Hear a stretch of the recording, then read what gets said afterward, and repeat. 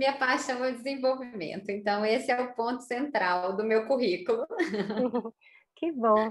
E aí a gente convidou a Aline para falar um pouco aqui com a gente, para a gente conversar, na verdade, também, sobre esse momento tão desafiador que estamos enfrentando, né?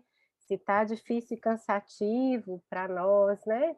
Adultos e pessoas com desenvolvimento típico, imagina para as crianças com autismo. Então, é um pouco sobre isso que a gente vai conversar hoje. A Aline, fica à vontade.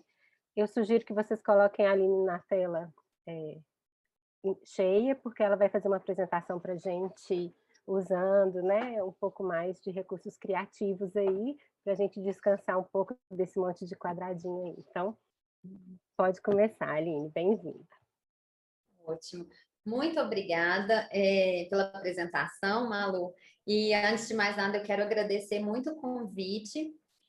Como eu estava dizendo, né, a Malu comentou comigo, eu coloquei você, né, te chamei para participar, mas a gente fica pensando que pode incomodar, chamando de jeito nenhum, pelo contrário, eu sou apaixonada por participar de eventos, principalmente da UFMG, e fico muito agradecida por poder participar desse momento com vocês.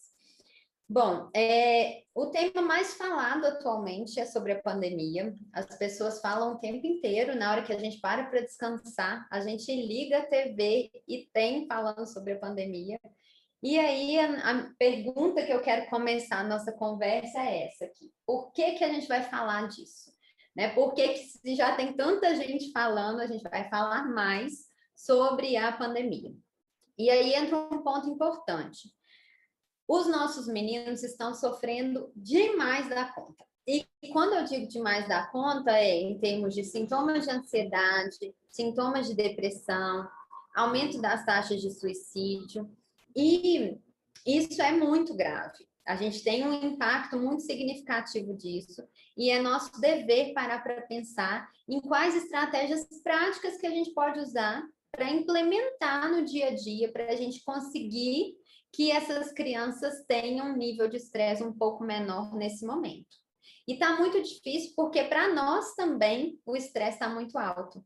Então, a gente também está num momento difícil. Então, vamos nos reunir para pensar juntos em como lidar com isso, tá?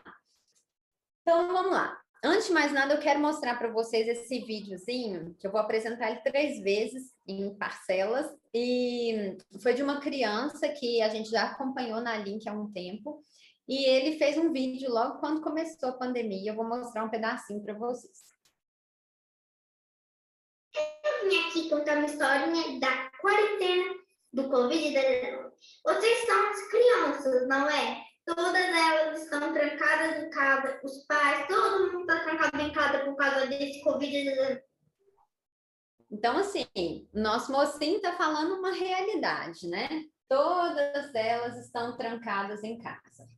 E lá, quando ele gravou esse vídeo, era uma situação inusitada, inicial, e era um evento estressor de alta magnitude, mas que nem eu, nem a mãe dele, nem ninguém imaginávamos que teria essa duração tão longa, né, como tem sido, né? Então, hoje a gente já sabe que esse evento estressor tem uma grande duração para as nossas crianças e adolescentes, e com isso a gente tem vários pontos de mudança nessa realidade dos meninos. A gente tem as crianças sem aula ou com aula online. A gente tem um aumento significativo do tempo de tela, até porque se a criança está tendo aula, é na tela.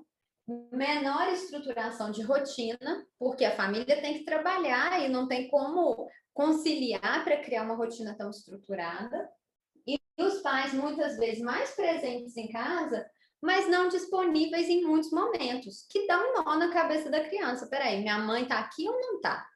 Então, essa é a realidade dos nossos pequenos. E aí, o que o nosso mocinho fala sobre isso? Estou sem nada para fazer, mas pelo menos não tem Eggman, não tem batalhas, não tem destruições por aí. E olha que interessante o que ele está dizendo. Ele está dizendo assim, ó, tá, beleza, eu estou entediado, né? Mas pelo menos não tem risco. Dentro de casa, eu me sinto protegido.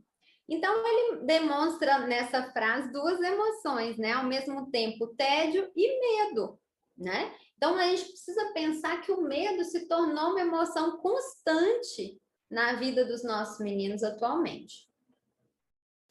E o que acontece? Se a gente for pensar nesse evento estressor de longo prazo, a gente pode até dar nome para isso, né? Geração C, a geração Covid.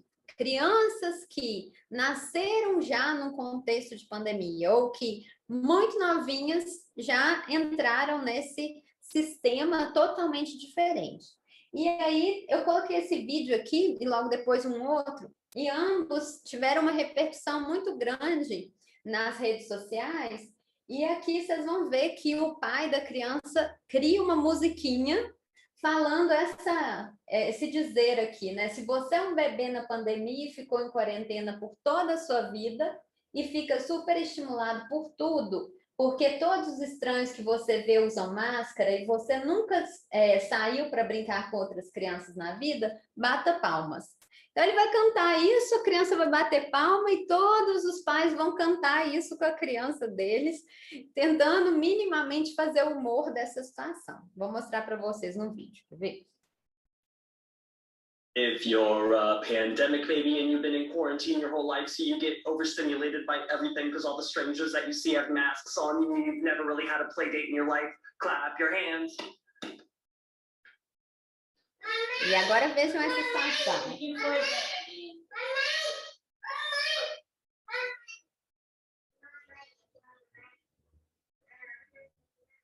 Passou álcool gel, neném? Passou?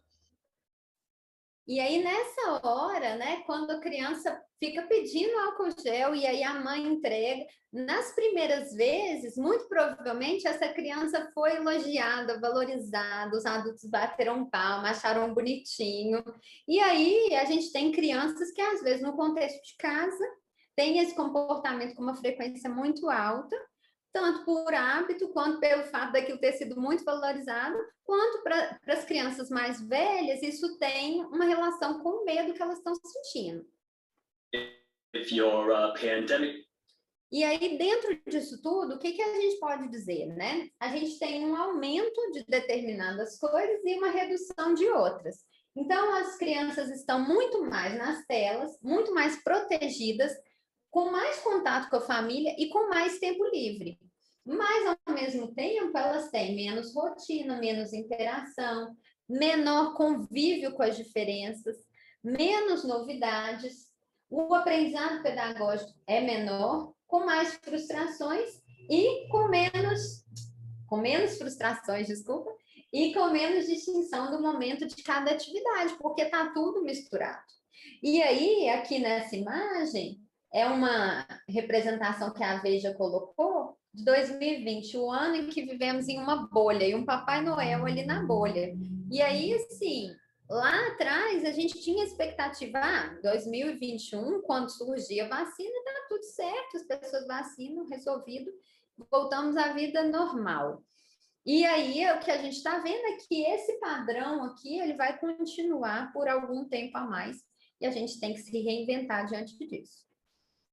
E aí, com tudo isso, a gente tem uma dificuldade dos pais muito significativa no manejo da rotina, e aí a gente tem isso tanto em relação ao manejo do tempo livre, quanto do tempo de atividade.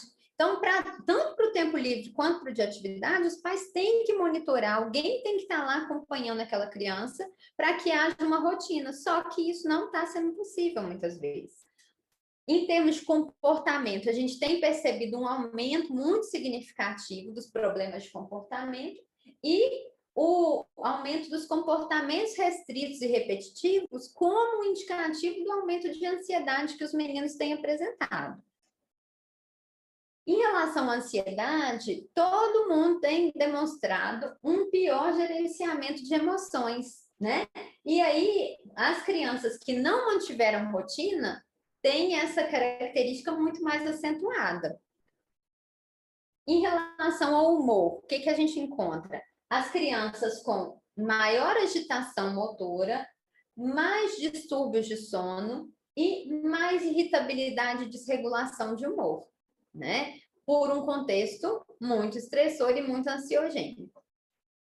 E aí vamos lá para o nosso mocinho. O que eu deveria aqui atrapalhar a minha própria quarentena? Eu vim aqui atrapalhar por causa que eu quero desobedecer a quarentena. E aí é interessante porque quando ele fala, eu quero desobedecer a quarentena, ele está dizendo assim, poxa, eu tô com raiva disso, eu não quero viver mais isso, né? Eu quero de novo aquela vida normal. Eu tinha até separado um vídeo de no YouTube, chama Lunetas, depois vocês vão lá e assistem. Não ia dar tempo da gente falar aqui, mas eu achei super interessante. Fizeram uma pesquisa com várias crianças perguntando para elas sobre o significado da quarentena, o que estava bom, o que estava ruim. E aí algumas emoções foram muito predominantes, né? A emoção de tédio, a emoção de medo, de tristeza, né? E, em alguma medida, uma certa raiva, um incômodo. Então, quando a gente fala, os meninos estão tendo alterações de humor. Na verdade, eles estão expressando raiva, só que muitas vezes essa raiva não está conseguindo ficar bem direcionada, né? Até porque a gente fica preocupado com a criança e não deixa que ela veja as informações, a gente prefere poupá-la, e muitas vezes é isso que tem que ser feito, mas de forma geral isso tem impactado para que essa criança tenha uma dificuldade de processar as emoções dela. E aí, quando a gente pergunta para os pais, né, o que eles dizem? Em geral, os pais estão muito preocupados com os impactos de longo prazo da pandemia, porque, na prática, foram perdidos muitos serviços, educação e oportunidades de envolvimento social. Então, isso tudo traz impactos de curto prazo, mas a gente ainda não sabe, de fato, qual vai ser o efeito disso a médio e longo prazo. E o maior desafio dos pais, segundo esse estudo aqui, né? Eles fizeram a pergunta para os pais o que era mais difícil, e os pais disseram: olha, a gente está achando péssimo o fato de termos perdido muitos serviços essenciais, por exemplo, a escola. E agora, no ano de 2021, o maior desafio dos pais se tornou esse: como que vai fluir o processo escolar da minha criança por essa via tão complicada que é a via online, né? E aí eu trouxe algumas dicas sobre a escola para a gente poder pensar de que forma que a gente pode contribuir para que essa criança tenha uma boa adesão ao contexto escolar nesse formato completamente inusitado, que até para a gente é difícil. Primeiro, esse material aqui é que deu as 4 primeiras dicas, as outras eu fui colocando de acordo com a minha vivência profissional e vou passar por todas, tá? Então, a primeira, cria um espaço de aprendizado com o mínimo de distratores. Mais comum no início era eu ver famílias que estavam na sala e a criança na sala, todo mundo tentando se organizar, mas sem uma evitação de distratores. Defina uma rotina clara, né? Não precisa ser uma rotina super minuciosa, com 1000 detalhes, mas é importante que seja uma rotina que a criança tenha horários de referência. O que eu quero dizer com isso? O horário de dormir, o horário das refeições, o horário do banho, né? Porque na prática a escola antes funcionava como um fator de referência para a gente organizar o tempo. Então, assim, antes da escola a criança toma banho e almoça, depois da escola ela chega em casa e janta. Então, essa estrutura era a escola que dava. E aí agora tem escolas, inclusive, que não têm tido uma rotina, né? Graças a Deus esse ano está um pouco melhor em relação a isso. Mas no ano passado tinha escola que uma semana a aula era um horário, na outra semana era outro, um dia era de manhã, outro dia era à tarde, então fica muito confuso para a criança. Dê suporte para participação ativa e para conexões sociais, né? Lá na frente a gente vai ver como que a manifestação ativa da criança aumenta muito o aprendizado dela, né? Então, colocar as crianças para falar, para interagir na tela, para serem ativas no processo de aprendizado. manter hábitos saudáveis e dar pausas, né? Nesse processo aí de dar pausas, a pausa não tem que ser exatamente a mesma da pausa da escola.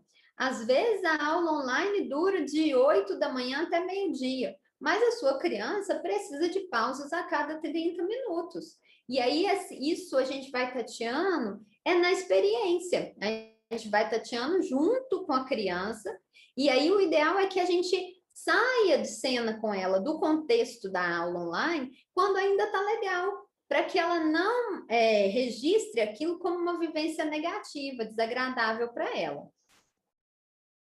E aí aqui, assim, eu falei bem a grosso modo, né? Escolha quais brigas comprar, né? Então, vamos dizer que a gente está com uma criança com quadro de autismo não verbal, e aí já está muito difícil para ela participar da aula online, e eu vou colocá-la numa aula que, às vezes, naquele momento para ela, não significa tanto aprendizado e ela não tem interesse. Por exemplo, aula de inglês. Vamos dizer, uma criança que não tem interesse em inglês, né, gente? Porque tem algumas que, mesmo não verbais, têm muito interesse. Mas aí, naquela hora, a gente vai poupar a criança. A gente não vai simplesmente colocá-la na aula online para constar, né? Então, esse é o momento que a gente tem que ter essa flexibilidade. Mantenha uma comunicação aberta e regular com a escola. Algumas escolas, eu tenho visto que têm conseguido manter um diálogo até mais próximo com a criança, com a família. Por quê? A escola está mais com uma linha direta, né? A professora e a família têm um WhatsApp um do outro. Essa troca de informações pode funcionar de um jeito mais fluido, apesar de muitas vezes a escola relatar que está muito sobrecarregada, com muitas demandas, e realmente, né, uma mudança completa de perspectiva, mas é muito importante que a gente mantenha essa linha de contato próxima com a escola para poder viabilizar uma boa interação com eles. Teste projetar a aula em uma tela de TV.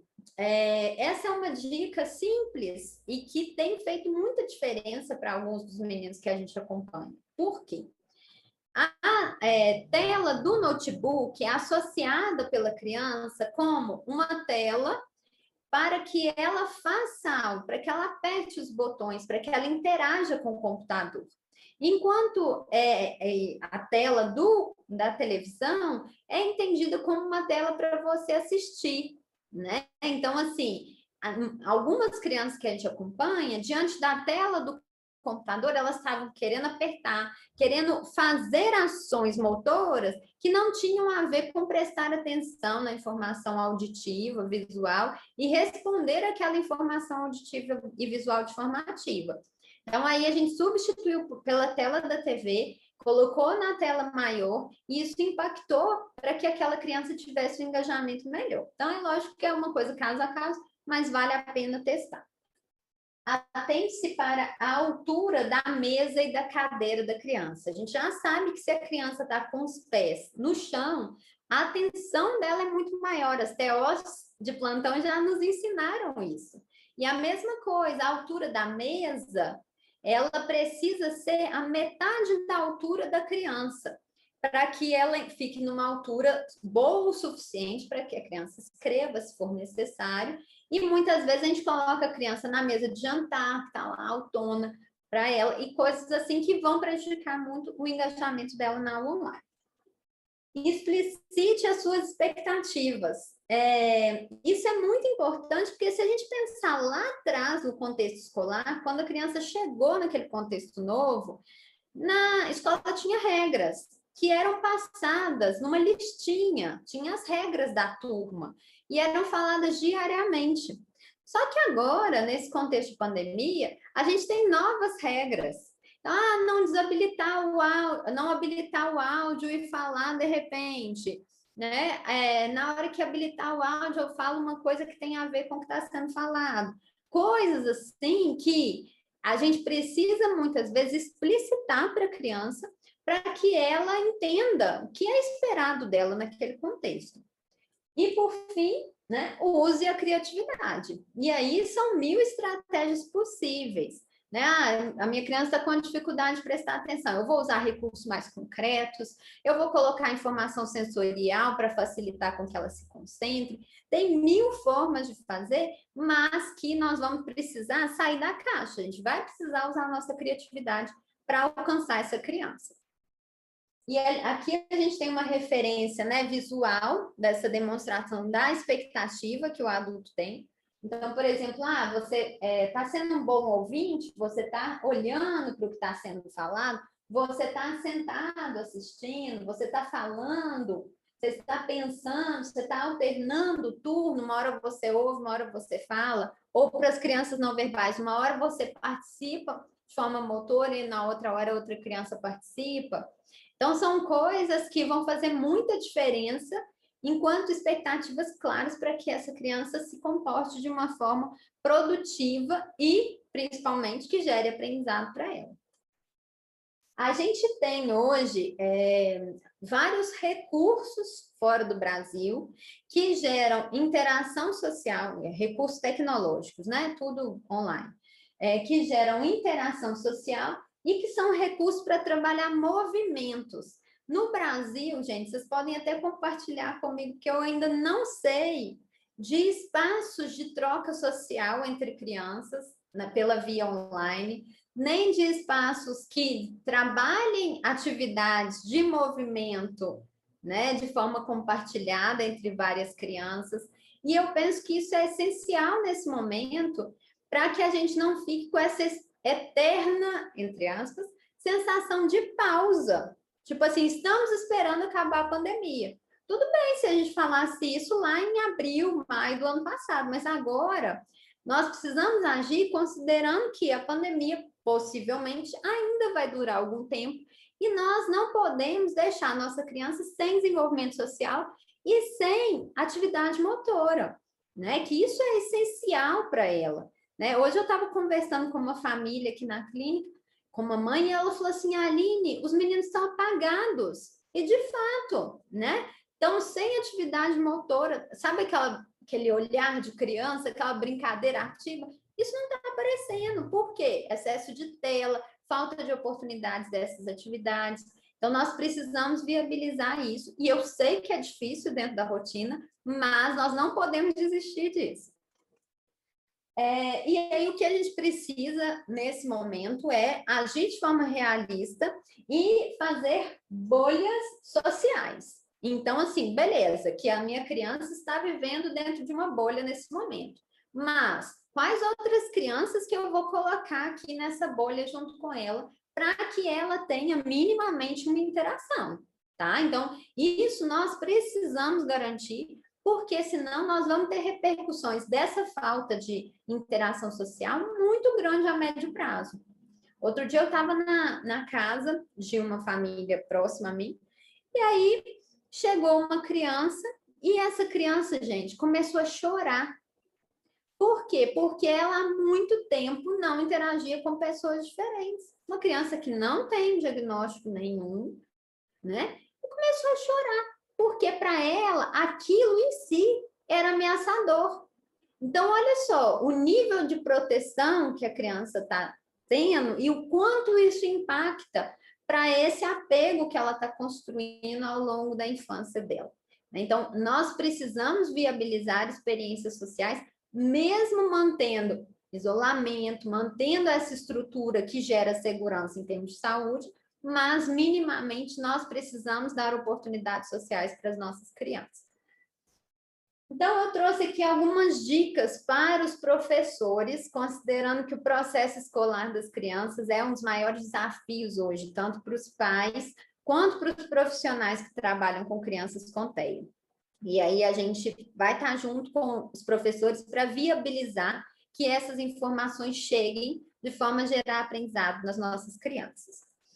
A gente tem um estudo, esse estudo, curiosamente, é de antes da pandemia, né? E o estudo avalia a satisfação dos estudantes, né? E o resultado de aprendizado dessas crianças em vídeos online para que esses alunos aprendessem determinada habilidade.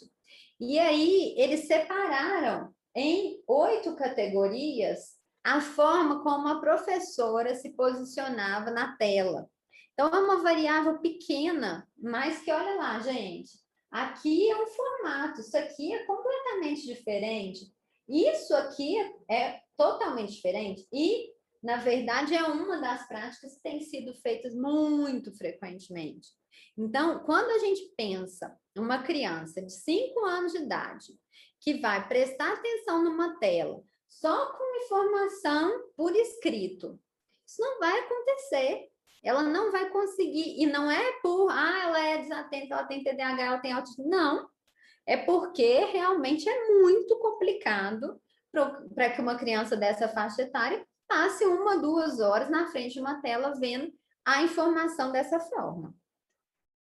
Então, nesse estudo, esses 3 formatos foram considerados os mais interessantes para que houvesse satisfação do estudante e aprendizado, né? E aqui é importante a gente pensar que viabilizar esse formato exige esforço e exige recurso do professor e da escola para organizar essa forma nova, né? E foi interessante que eu estava produzindo essa aula hoje para vocês, e aí eu pensei, gente, como é que eu vou fazer? Porque eu vou ser muito incoerente, né? Eu vou falar sobre isso apresentando PowerPoint, eu não posso fazer isso. Mas, ao mesmo tempo, eu não tinha um recurso para viabilizar, fazer exatamente daquela forma. Aí eu falei, vou viabilizar dentro do que é possível, mas que que exige muito mais esforço e exige aprendizado tecnológico, que muitas vezes a gente tem pé atrás, tem dificuldade e tudo mais, né? Então, assim, sair da caixa exige que a gente faça aprendizados novos, né? Então, o processo escolar demanda isso hoje, né?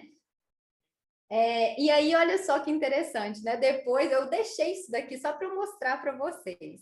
Porque logo em seguida, né, eu li o artigo e estava pensando sobre o artigo, aí eu comecei a escrever e fiz o slide, olha lá, Princípios da Aprendizagem Multimídia. E nesse slide tem várias informações importantes, mas na hora que eu olhei assim, Aline, olha só o que você está construindo para as pessoas assistirem, né? Desse jeito, o aprendizado fica muito mais difícil. Né? Então, assim, não adianta eu dar um monte de texto e ficar lendo, né? Porque isso não vai ser produtivo. Então, aqui, o que está sendo falado é assim, peraí, eu tenho que alcançar a capacidade cognitiva da minha criança, né? Ou do meu aluno, de forma geral, e eu não posso gerar uma sobrecarga essencial dessa pessoa. Isso é muito importante, gente. Por quê? Muitas vezes, na medida em que o professor está num contexto de ensino online, que não tem tanta participação dos alunos e não tem tantas perguntas, ele dá conteúdo para mais. E isso não sou eu que estou falando. Tem uma mãe que a gente atende aqui e que ela é professora. E ela me falou assim, Aline, está muito esquisito, porque eu já passei por uma quantidade de conteúdo que seria o correspondente até o meio do ano. Por que ela fez isso? Porque não tem a participação ativa dos meninos. Ela programa o conteúdo que ela quer dar, ela simplesmente solta o verbo lá e fala várias coisas, algumas são assimiladas e outras não. Então, a gente precisa parar para pensar o quanto aquela informação está gerando sobrecarga ou quanto aquela informação está sendo realmente assimilada. E aí, aqui, existem várias práticas que são já estudadas que podem reduzir as distrações que geram essa sobrecarga essencial, tá? E aí, depois eu posso disponibilizar para vocês o artigo, porque eu não vou ficar com esse furor de querer passar para vocês cada detalhe desses aqui, não, tá? Mas eu envio para a Malu o artigo para vocês poderem ler com calma. E aí a gente precisa parar para ver, né? Tá, então essa aprendizagem multimídia, ela é efetiva ou não? E aí, na prática, a gente tem hoje na literatura uma controvérsia a esse respeito. Então, a gente tem alguns artigos que falam que esse formato é satisfatório, né? E o ensino realmente acontece. a gente tem estudos que não mostram diferença entre o ensino presencial e online, e a gente tem também outros estudos que mostram um baixo envolvimento, um baixo aprendizado no ensino online. Então, de fato, a gente está num momento em que a gente precisa viabilizar o real aprendizado, né? E apostar que isso é possível, né? Porque a literatura ainda é controversa, mas nós precisamos viabilizar, porque nesse momento a gente não tem outra opção. E aí, voltando ao que os pais dizem, né? Eles falam de que, na medida em que se consegue organizar uma rotina, uma estrutura melhor para essa criança, o restante todo flui melhor, principalmente em relação ao contexto escolar.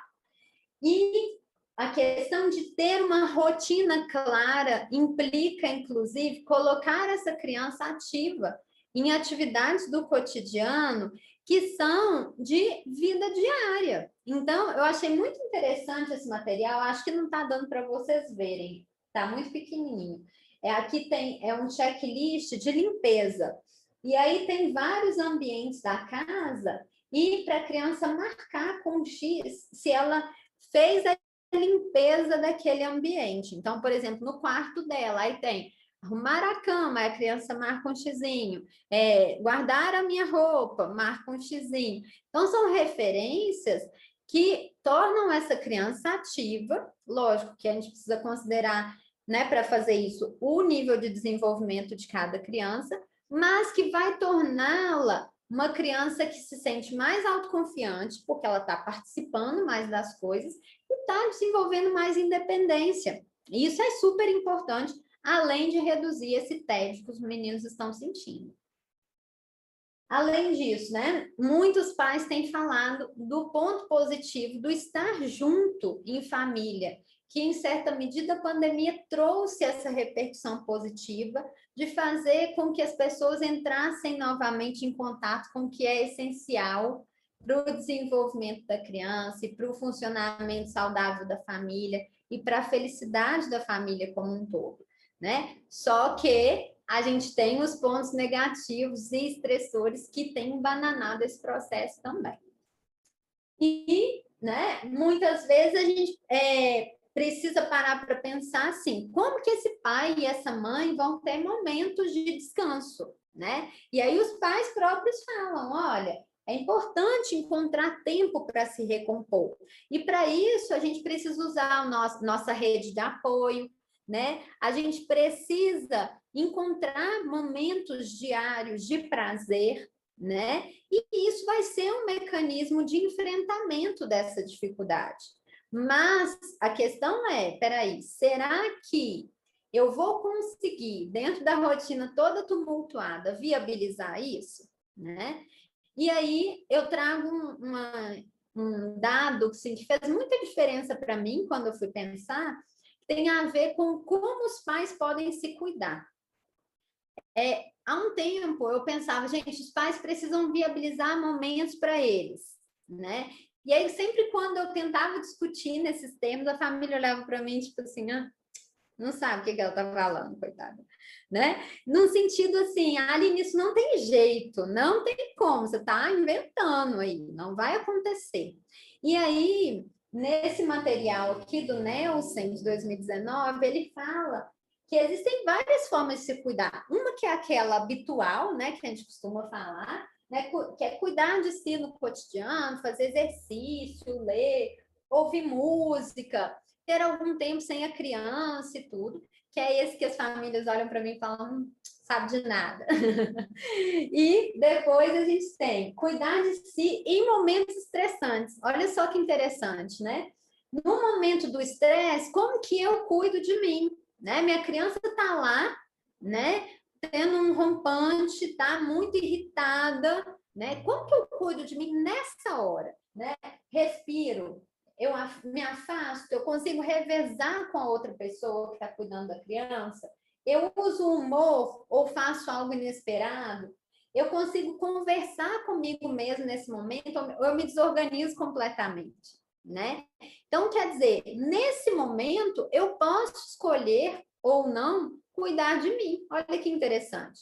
E aí a gente tem uma terceira forma de cuidado, que é cuidar de si para a redução dos momentos estressantes.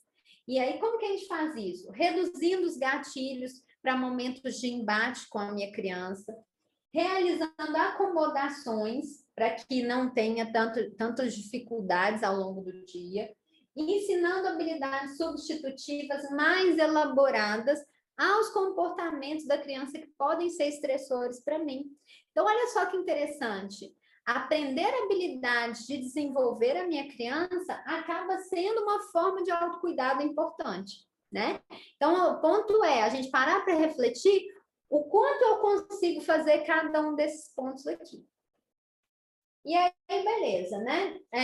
Nesse mesmo livro, que é da Nelson, em 2019, que eu super indico, ela fala sobre a metáfora da revisão. O que é isso, né? Para que os pais se mantenham bem, a gente precisa tanto de fazer revisões corretivas, mas também precisamos de revisões preventivas. Então, quando eu vou lá e aprendo uma habilidade para trabalhar com a minha criança, eu estou fazendo uma revisão preventiva, eu estou evitando o problema, eu estou evitando um nível de estresse e estou cuidando de mim, né? Então, do mesmo jeito que a gente vai lá levar o nosso carro para revisão, será que eu estou fazendo as minhas revisões preventivas e corretivas como deveria? Corretiva poderia ser terapia, poderiam ser várias coisas aí que vão viabilizar para que os pais se mantenham bem. E aí, nesse contexto todo de pandemia, a gente precisa parar para pensar assim, beleza, isso é um problemão, mas ao mesmo tempo nós podemos olhar para isso como uma oportunidade de desenvolvimento, tanto de resiliência quanto de responsabilidade da minha criança e de respeito. E aí eu tenho várias estratégias que eu posso utilizar para ajudar a minha criança a desenvolver essa resiliência, tanto na pandemia quanto fora dela, que seria deixar a rotina ser o chefe. Não sou eu que estou falando que não pode videogame agora, é a sua rotina. Então isso muda a coisa de figura. Diferenciar comportamentos inocentes de comportamento de objetivo equivocado. Vou traduzir, né? Porque está usando os termos do livro ali. Que é o quê? Na medida em que eu tenho uma criança com um comportamento opositor ou irritadiço, muitas vezes, quando a gente também está irritado, a gente pensa assim, não, mas está fazendo de sacanagem comigo. Ela está querendo me tirar do sério. Né? E na prática, às vezes, aquilo é um comportamento inocente. O que eu quero dizer com isso? É o melhor comportamento que aquela criança sabe ter naquele momento. Então, eu preciso trabalhar com ganho de habilidade, né, nessa hora. Dedicar tempo para ensinar. Aprender leva tempo. Então, eu preciso parar. Se eu quero ensinar uma habilidade para a criança, eu preciso separar um tempo para isso. Né? Parece óbvio, mas isso aí é muito importante, porque os nossos meninos, muitas vezes, não vão aprender daquela forma natural e espontânea que, às vezes, a gente vê uma outra criança. Então, eu preciso parar e sistematizar aquele aprendizado. Criar conexão antes da correção. Então, estava até falando disso lá no Instagram da Link hoje. Eu preciso mostrar que eu entendo a minha criança. Eu não posso simplesmente corrigi-la. Eu preciso falar assim, não, eu estou entendendo que você está bravo. Né? Eu entendo que você está triste, não poder brincar com os amigos. Né? Então, essa validação emocional ela é essencial para o restante do processo fazer sentido para a criança. Aí entra no quinto ponto, né? Validar os sentimentos da criança. Fazer isso o tempo inteiro, né? Ser gentil e firme ao mesmo tempo, né? Muitas vezes a gente tem pais e mães que têm o perfil gentil e tem pais e mães que têm o perfil firme. Então, o desafio é conseguir conciliar isso no dia a dia. Oferecer escolhas limitadas, né? Então, assim, na prática, hoje, as crianças com TEA, elas estão expostas a momentos de muitas opções de escolha, né? Na hora em que eu restringo, eu organizo o ambiente. Se eu falo, você pode agora fazer X ou Y, o que você quer? Essa escolha limitada, ela ajuda demais na organização do funcionamento dessa criança. Muito mais do que se ela pudesse fazer qualquer coisa. mostrar empatia sem mostrar a aprovação. Às vezes o comportamento da criança não deve ser aceito, mas você compreende o que ela está vivenciando ali, você compreende o que ela está sentindo, mas isso não significa, você pode dar um abraço nela e acolher, mas isso não significa que você aprova determinado comportamento. E essa distinção tem que ficar clara. Usar os 3 R's da reparação, né? Nos momentos de conflito com a minha criança, eu preciso reconhecer, reconciliar e resolver. Fazendo essa sequência de 3 etapas, eu consigo manter uma conexão com a minha criança e ela, de fato, compreender o que eu estou propondo. E, por fim, convidar a criança a pensar soluções. A gente não deve entregar a solução pronta, né? De acordo com o nível de desenvolvimento da minha criança, eu devo pensar em formas de apresentar para ela as opções, ou de pensar junto com ela as opções de solução para os problemas, de um jeito que ela participe ativamente. Isso é criar crianças responsáveis. E isso é muito difícil, não é fácil, mas é necessário para o desenvolvimento de resiliência. E, além disso, o aconselhamento de pais, né? Treinamento de pais, orientação de pais, ele tem mostrado uma efetividade em auxiliar as famílias nesse contexto tão inusitado e a gente conseguir individualizar as estratégias para aquela criança, o que vai funcionar para ela, de modo que ela consiga ficar bem e a família também, mesmo nesse contexto complicado. E aí nós vamos terminar essa conversa. Eu vou passar um vídeo desse mocinho. Ele é filho da Michelle Malab, ela autorizou a mostrá-lo. E ele fala um pouco da vivência dele da quarentena, e eu acho interessante para a gente pensar assim, tá, as nossas crianças que a gente atende vivenciam assim, e na adolescência como que é? Então vamos lá. Coronavírus, e também eu sei que não pode abraçar ninguém na rua, porque isso, né, pode ter risco de pegar o vírus.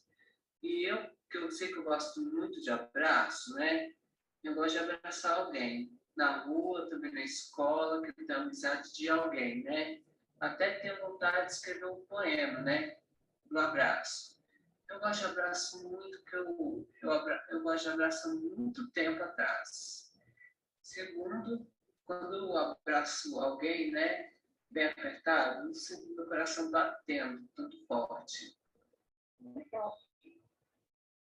E olha só, né, a vivência dele, do como que é esquisito isso, mas peraí, como assim eu não posso abraçar, né? E isso está limitado, né? É bom abraçar, eu gosto de estar próximo das pessoas.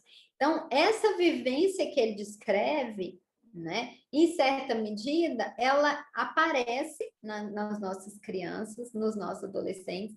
Eu quase morro do coração na hora que a criança vem para me abraçar. E a gente tenta ao máximo evitar, é lógico que a gente coloca os aparatos todos, mas a gente tem evitado esse contato físico, e eu fico pensando, meu Deus, onde a gente vai chegar com isso?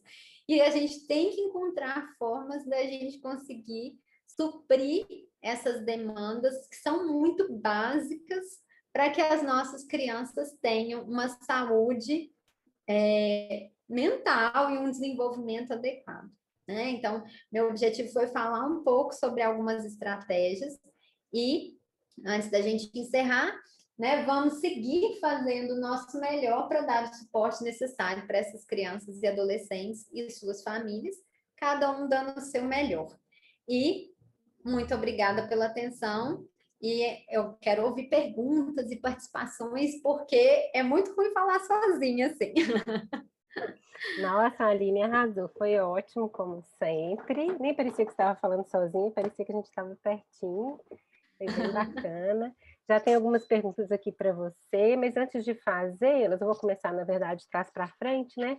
Porque você fala aí, é tão importante, às vezes é tão difícil nesse nível de cansaço que a gente está, né?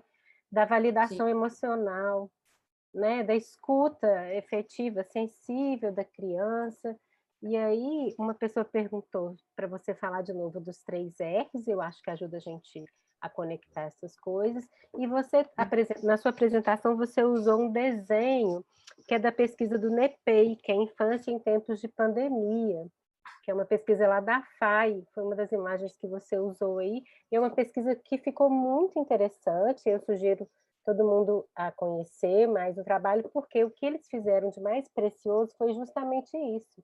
A pesquisa é feita a partir da escuta das crianças, elas eram convidadas a desenhar, né, e apresentar a vivência delas na pandemia, elas mesmas, as crianças, e não por meio de uma, né, de uma mediação qualquer. Então, foi super bacana, e eu acho que né, um certo convite que eles acabam fazendo, né, para a gente entender as crianças como sujeitos mesmo, né, e isso vale para os nossos também, né, e eu acho que isso aparece muito na sua condução das estratégias, a sua reflexão, né, ela sempre tenta, né, se direcionar a esses sujeitos mesmo, então gostei bastante.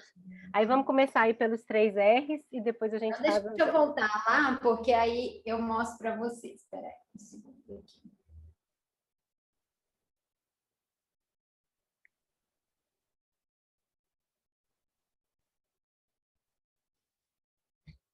Vocês estão conseguindo ver? Uhum. As letrinhas, né? O resumo na lateral fica muito pequenininho. Aqui, né? Isso, é reconhecer, né? Reconciliar e resolver. E aí, na etapa de reconhecer, a gente está dizendo assim, vamos dar um exemplo, né, hipotético. A criança quer usar o videogame. É o que está sendo mais comum, né? A criança quer usar o videogame. E aí, não está na hora, não pode, não é possível fazer isso. E aí eu, enquanto mãe, já trabalhei o dia todo, estou super cansada, já falei 20 vezes que não é para jogar o videogame. E aí eu apelo, eu grito, por exemplo, nessa hora, porque a gente é humano também, né? Então, assim, nessa hora, qual que é o primeiro passo? Eu preciso reconhecer, né, que a minha criança estava com uma vontade que não foi atendida e ela ficou frustrada, e eu preciso reconhecer que eu estava cansada e fiquei irritada, e fiquei brava com ela. Então, esse reconhecimento, ele é uma via de mão dupla, porque muitas vezes a gente fica com esse olhar ou só para a criança ou só para a gente, mas não, é uma troca que está acontecendo ali. Então, eu preciso reconhecer a vivência emocional das duas partes, né? E não é errado eu assumir para a criança que eu fiquei brava com ela, pelo contrário, eu estou ensinando para ela que eu sou um ser humano que tem limites pessoais, que acerta, que erra, né? Que está tentando, né? Então, assim, isso, inclusive, é um treino de teoria da mente, para a criança passar a aprender a deduzir a médio prazo. Opa, peraí, minha mãe está com aquela mesma cara daquele dia, será que ela está cansada de novo? Né? Será que ela vai ficar brava se eu ficar insistindo? Então, ele só vai fazer essa dedução se ele já entendeu essa linha de raciocínio. Então, na medida em que eu reconheci de fato, eu consigo fazer esse momento de reconciliação. Filho, me desculpa, eu fiquei muito brava com você, não precisava ter gritado, né? Mas você concorda que você ficou falando várias vezes, né? E a gente já tinha combinado, né? Então, e aí você passa para a próxima etapa. Eu preciso resolver esse problema, né? Então, vamos pensar, quais são as nossas opções? E aí vocês vão construir juntos essas opções. Lógico que a gente está falando nesse nível de diálogo de uma criança verbal, mas nada impede, gente, de nós usarmos isso enquanto informação visual. Hoje em dia, a informação visual, ela não é complicada igual era antigamente, né? Hoje em dia, a gente está o tempo inteiro com o celular na mão e a gente pode facilmente colocar uma imagem e mostrar para a criança. Eu não preciso imprimir, eu não preciso plastificar, não preciso colocar velcro. Eu posso simplesmente transformar aquilo na minha rotina com a criança, né? E aí eu posso falar para ela, olha, nós temos duas opções. A gente pode dormir, aí coloca lá a imagem de dormir. Dormir e depois jogar, ou seja, você vai jogar amanhã. Ou então, a gente pode jogar um pouquinho e depois parar. Ou então, e aí vocês podem fazer 1000 opções de acordo com o que é possível no funcionamento familiar. E aí, quando eu digo isso, é para a gente não cair numa rigidez absurda e nem numa flexibilidade absurda, né? E é esse equilíbrio que a gente precisa encontrar para que a gente não surte e para que a criança também não surte, né? Então, esses são os 3 R's aí. Tá? Pensando nesse... E... Pode continuar, Oi? Desculpa. Pode continuar, depois eu faço. Não, ia só falar da segunda parte do que você comentou, Malu. Essa pesquisa que você comentou tem relação com o Luneta? Eu acho que eles fizeram uma publicação pelo Luneta, sim. Mas eles, eu não sei exatamente qual que é a relação, né? É um grupo de pesquisa da UFMG. Ficou uma pesquisa muito bonita, gente. Se der tempo, eu posso passar o vídeo, que é bem curtinho, acho que... Pode passar, acho que vale a pena, sim. E depois a gente fecha com as últimas perguntinhas, né?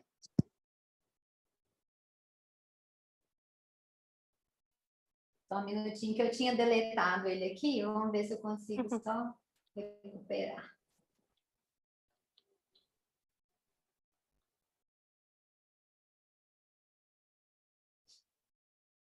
Aqui.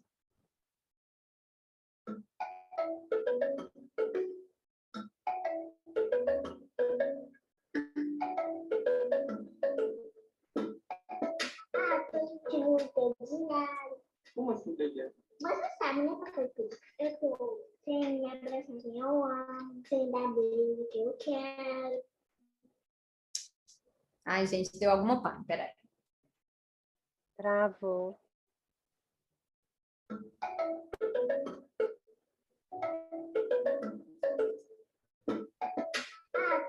Agora sumiu. Sumiu, gente. A projeção. Tá vendo? Ai, que raiva aí, ó. Tá vendo? Problemas tecnológicos da pandemia. Mas vamos fazer assim, tem gente perguntando também sobre os livros e materiais que você citou. De repente, depois a gente faz um post, né? No Instagram da Link, a gente replica no Praia com essas indicações, e aí pode pôr o vídeo também, né? Pode ser uma boa solução. Olha, tem mais algumas perguntas aqui, eu vou fazer 3 para a gente fechar, tá, Aline? Eu vou fazer um pacote aí, você vê o que você acha que, né, tem fôlego aí ainda para responder. Olha.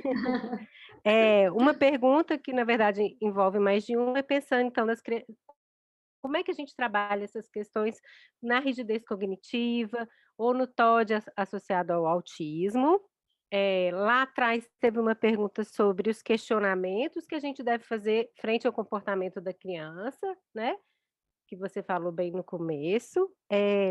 E, por fim, com todo esse receio que a gente vive, né? E essa dificuldade de aproximação, como que a gente vai lidar para não desestimular o interesse social da criança, para que ela não aprenda a ficar com medo do outro, né? Foi isso que eu entendi da pergunta. Então, deixa eu só ver se eu lembro de todos. Vou começar pelo da rigidez, e aí depois você falou quais os questionamentos eu devo fazer para a criança sobre o comportamento dela? Quais os questionamentos que a gente faz frente ao comportamento da criança? Tá. E aí depois da parte social. Eu como fiz um mantê-la interessada, mas se você quiser, né? a gente parte em pedacinhos também. Joia. Bom, mas então vamos lá. Em relação à rigidez ou a uma criança com TOD, nada melhor do que a gente colocá-la responsável na solução dos problemas dela. Lógico que são funcionamentos muito diferentes de uma criança com TOD e de uma criança rígida, mas o que tem em comum entre essas duas é que elas têm uma linha de raciocínio fixa, né? Então, assim, o que eu quero alcançar? Eu quero alcançar X, né? Eu quero ficar só correndo em volta da mesa. E aí não dá para ficar só correndo em volta da mesa, né? Porque está todo mundo almoçando, não é a hora de ficar correndo em volta da mesa. Então, a criança com rigidez ou a criança com TOD, elas têm definido na cabeça dela, eu quero ficar rodando em volta da mesa. Só que, se ela vê que a gente com uma postura rígida diante disso, uma postura oposta, ela está no 0, eu estou no 100, ela não vai responder. Por quê? Porque eu estou rígida igual a ela, eu estou batendo de frente com ela.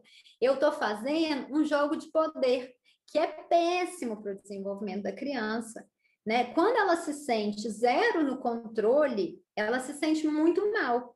Quando ela está 100% no controle, ela também se sente muito mal, porque ela fica ansiosa e ela sabe que ela não tem o potencial para poder fazer todas as escolhas de vida dela. Então, é esse equilíbrio que gera responsabilidade que a gente precisa encontrar com cada criança. E para que eu consiga isso, eu tenho que trabalhar muito com a habilidade de solução de problemas. O que é isso? Eu faço 5 etapas. A primeira é entender qual que é o problema. Né? O problema que está acontecendo é que está todo mundo almoçando e você está correndo em volta da mesa. A segunda etapa é eu explicitar para a criança possíveis soluções para esse problema. Não, mentira, antes disso, eu preciso fazer um brainstorming. Então, vamos imaginar, você pode ficar correndo aqui para sempre, você pode sentar com a gente, você pode isso, você pode aquilo. Depois que eu paro para pensar em todas as opções de solução, eu vou escolher uma solução. Depois que eu escolher essa solução, eu vou implementá-la e depois disso eu vou avaliar o resultado. Então, esse processo nós fazemos de forma muito automática. Só que quando a gente tem uma criança com dificuldade de controle de impulso ou com déficit de funções executivas de forma geral, ela vai ter muita dificuldade de fazer esse processo sozinha. Então, é muito importante que a gente faça a sequência inteira da linha de raciocínio junto com ela, para que ela vá treinando a rota cerebral para conseguir alcançar isso. E aí a gente vai falar com a criança cada etapa para que ela se responsabilize por essa decisão.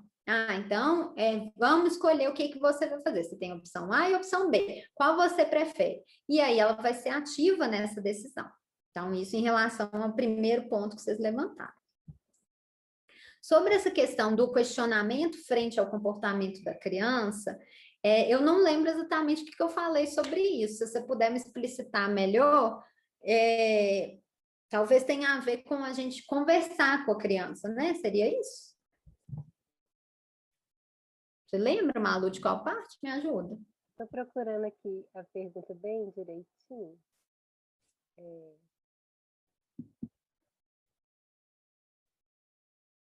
Gostaria que a Aline repetisse sobre os questionamentos que devo fazer diante do comportamento esperado da criança. Eu acho que é um pouco disso que você falou, né? Sim, acredito que sim, né? Do como agir diante dos contextos de frustração ou de embate, né? Acredito que seja, mas se a pessoa tiver uma dúvida diferente, manda aqui, que aí a gente entende melhor.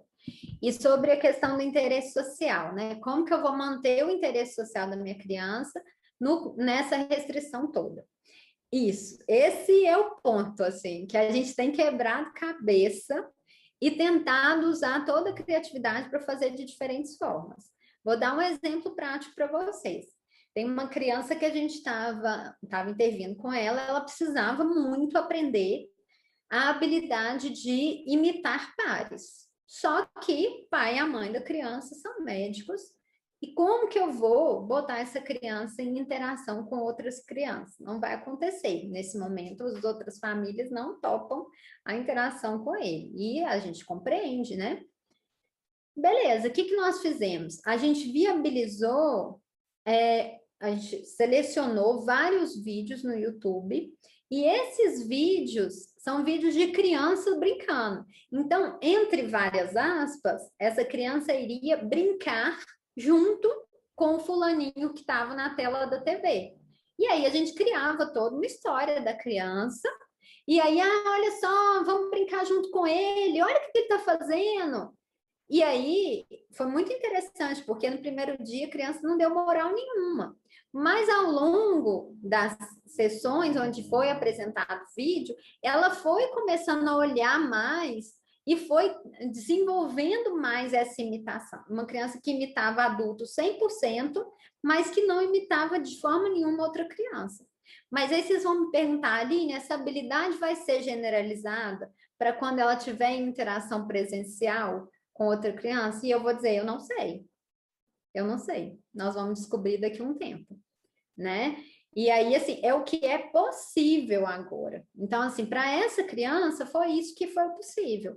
Para muitas crianças que eu acompanho, a gente tem viabilizado essas bolhas sociais entre uma criança e outra, elas sempre se encontram, e tudo bem, né? A família fez um compromisso com a outra para que eles não tenham outras interações. E aí, ok. Então, a gente precisa garantir isso para que, de fato, a criança não reduza o interesse dela pelos pares, né? Mas aí é usar a criatividade mesmo. Joia, Aline. Acho que foi muito bom. Assim, tem mais 2 perguntas, mas o nosso compromisso com você já está chegando no limite de horário, sim, mas eu vou te fazer porque eu acho que vai ser interessante, assim, e dá para responder de uma forma relativamente breve. Se é interessante usar o hiperfoco da criança no manejo do comportamento e, né, bom, e um desabafo aqui, né, falando de como o ensino online não alcança mais essas crianças, essas repercussões têm sido ruins desse excesso de tela aí. Eu acho que isso vale, inclusive, para as crianças típicas, né? As escolas têm que ter bom senso e nem sempre a gente encontra isso na realidade. Sim, sim. Olá, né? Pois é. Ai, nossa, essa questão de escola é tão delicada, mas nós vamos falar sobre isso. Sobre o hiperfoco, né? Se a gente trabalha o hiperfoco numa